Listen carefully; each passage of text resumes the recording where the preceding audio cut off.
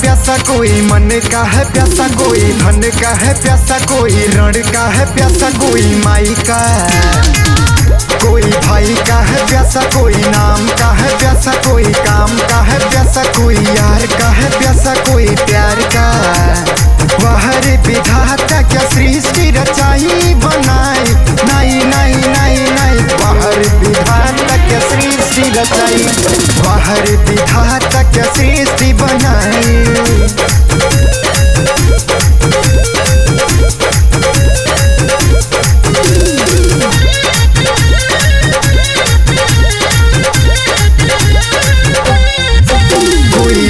का है प्यासा, कोई शाम का है प्यासा, कोई देश का है प्यासा, कोई सेज का है प्यासा, कोई जान का, कोई मान का है प्यासा, कोई दिल का है प्यासा, कोई दीवार का है प्यासा, कोई सुख का है प्यासा, कोई दुख का।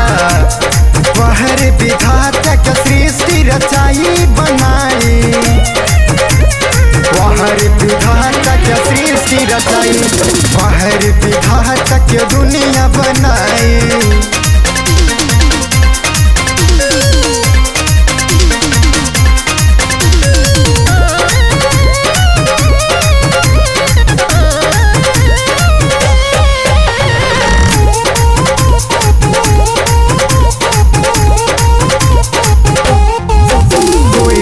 का है प्यासा, कोई गरम का है प्यासा, कोई यार का है प्यासा, कोई बवाल का है प्यासा, कोई रोटी का, कोई धोती का है प्यासा, कोई खेती का है प्यासा, कोई सिक्की का है प्यासा, कोई देसी का है प्यासा, कोई परदेसी का।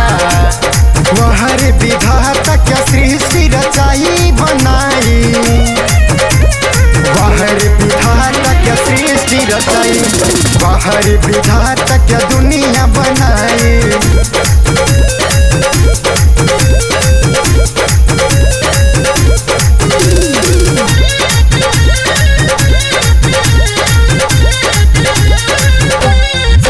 कोई पूजा का है प्यासा, कोई दूजा का है प्यासा, कोई लूट का है प्यासा, कोई ठग का है प्यासा, कोई शान का, कोई आन का है प्यासा, कोई रोने का है प्यासा, कोई धोने का है प्यासा, कोई दिल का है प्यासा, कोई दीदार का।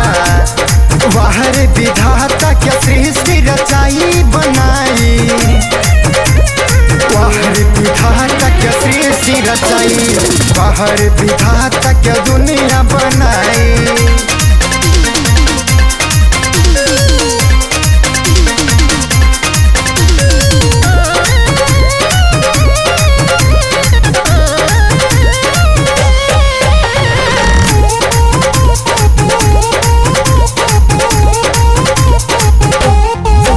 पूजा का है प्यासा, कोई दूजा का है प्यासा, कोई लूट का है प्यासा, कोई ठग का है प्यासा, कोई शान का, कोई आन का है प्यासा, कोई रोने का है प्यासा, कोई धोने का है प्यासा, कोई दिल का है प्यासा, कोई दीदार का।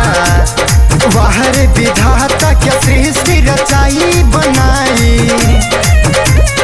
वह रे विधाता क्या सृष्टि रचाई, वह रे विधाता क्या दुनिया बनाई।